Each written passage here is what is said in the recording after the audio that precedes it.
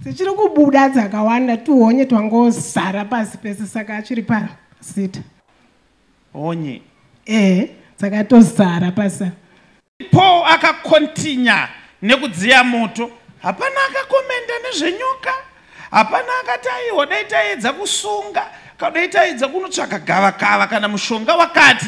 Vese vakaramba vachiita kunge pasina zviripo asi vachiziva havo kuti manje anenge akubuda furu.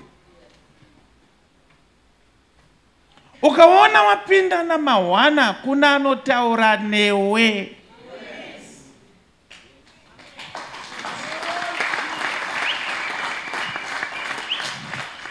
Vanhu ivava vakaona waakudonha havamire padhuze, havadi kuve associated naanodonha. Kana waive nehama yaimboita kunge inokufarira ikaona kuti munhu uyu abatwa chaipo chaipo, haumuone anosuduruka, hapana anomira padhuze newe. Ndiverengerewo Luke chapter Mark chapter 16 verse 18.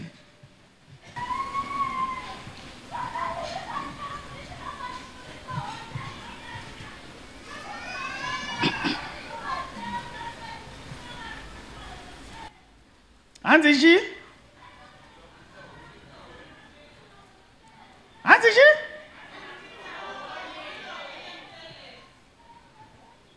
Honye. Mayoda zendaitwa nevechikadzi. Ayoda muri wechirume itoilet yevakadzi iyo.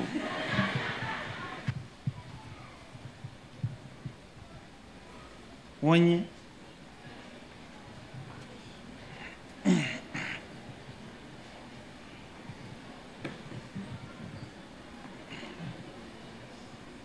Haive ndakada kuparidza ambo concentrate. Ndoparidza here?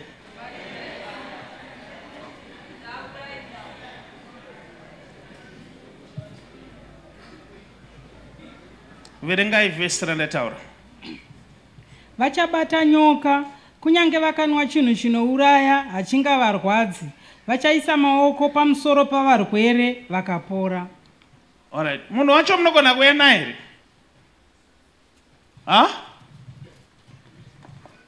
Dzichiri kubuda dzakawanda tuhonye twangozara pasi pese saka achiri pasita.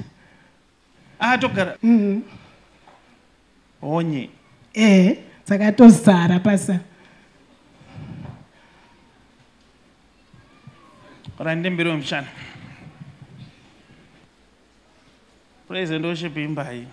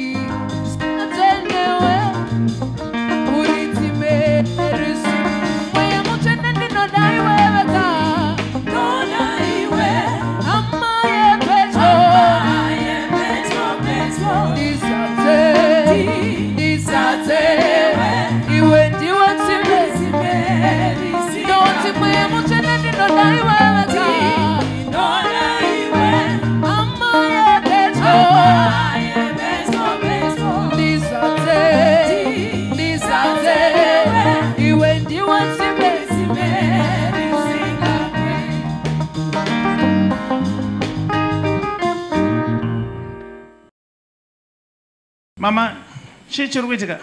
Aneshondoresa achingoti mudumbu. Saka ipa baba ndamuperekedza kutoilet ndangomona akagara pachemba achiburisa makonye. Chichenyu? Muning'ina wangu Prophet. Mama makati chichi? matishu Uona kudai ndikati. tukonye zvekutofamba kudai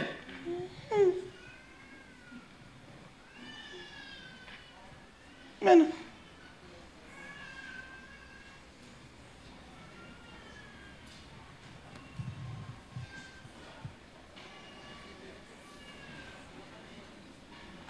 andanzwa kuti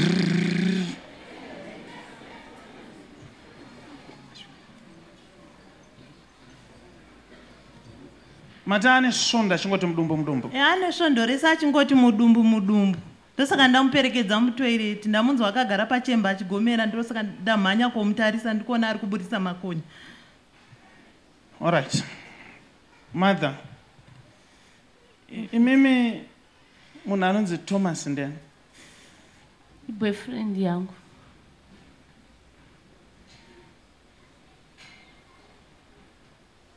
Asi mutoziva zvenyu kuti ane mukadzi? Ndozviziva. Mukadzi wacho mutomuziva zvenyu? Ndomuziva. Ndiri kuda kukurapai mama, but tinoda kuti mupore zvakanaka. But challenge iripo pamuri ndeyekungoti makagadzirwa nemuridzi wemurume. Saka endei munorambana nemurume womunhu zvipere. Munorambana nemurume womunhu. Mother, imimi Thomas wacho munomuziva? Ndinotoziva wakawanda Prophet, asiri yega, ndoziva wakomana wake wakawandisa. Anoita zvekubhawa chaizvo, ndinotombomutsura hateereri Prophet. Inini ndinofunga kuti paupenyu kurarama upenyu huri straight zvinogona kubatsira. Because mazuva ano vanhu akuroya zvekuroya zvekuti unobuda honye kudai kugara pachemba so uchibuda honye uri mupenyu. Dai matoona tuhonye twacho imimi turi kufamba kudai. Anyway, tingoona kuti tovabatsira sei.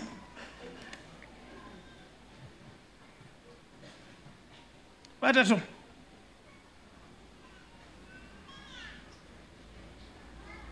Isusu kuno kwati jaje munhu. Tinobatsira munhu nezviripo. But chihure ichi ndo chiri kukonzeresa chi? Prophet hateereri, ndinotombomutsura hateereri. Shoma munhu unofana kuti ungotsiurikawo kana uchiudzwa. Ndaneta Prophet kutomutsura habatsirike, ndaneta. Izvo zvindiri kuona kuti anokuvara miri yake. Ane mawanga akawanda miri wese Prophet nekurohwa kubhawa kwake ikokoko. Asi sisi vacho vanonyatsoroverera macho. Aiwa vanopedzera vari kubva vanyatsoratidza. Ndotokumbirawo kubatsirwa, ndaneta naye. Ndotokumbirawo kubatsirwa, ndaneta. Ane mawanga hobho izvozvo mukamutarisa. Vanoroverera wena kunzwa kuti anyway, batai mvura mama ndikunamatirai. Father, I cancel this case right now in the name of Jesus. Thank you, my Lord. Jesus, amen. Anditi kumatoilets kwenye kune bath anditi torai mvura iyoyi muchanwa shomanana moenda monogeza honye dzenyu dzisarire ikoko ndo padzirubva dzatoperera ipapo mato right. Asi mumeke sure kuti inini zvangu ndotenda Mwari kuti handipinde mutoileti vakadzi uko because tuhonye twandaonawo pandakasangana natwo handingatize zvangu. Prophet. Chendai zvenyu, chendai navo. Varwere maoko.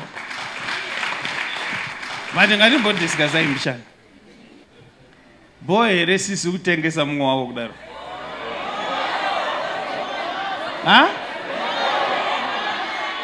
Vaneta handiti?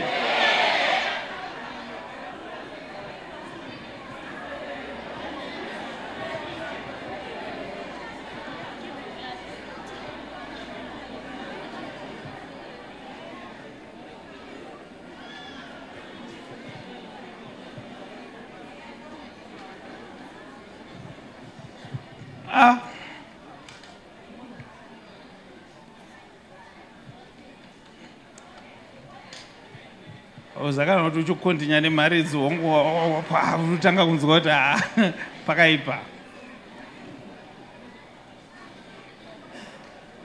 Inini manje amene zvandoita ndikaona tunhu so amene zvinoita ganda rangu so rotanga kuti nyarere mambozviita kuti even kana kuchinaya kuona madhaga mamwe ari fani unzwa kuti nyerere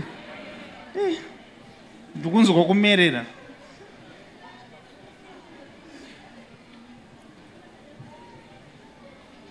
Asi mukazoona akaramba achiita zvechipfambi aburiswa nehonye kudai,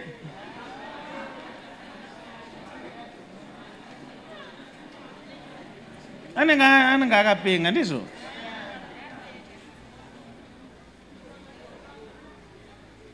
Imi varume ndimi munoenda kunokecha kaimi kumabhawa uko, munonokecha honye idzodzo. Ndikukutaurirai kudai.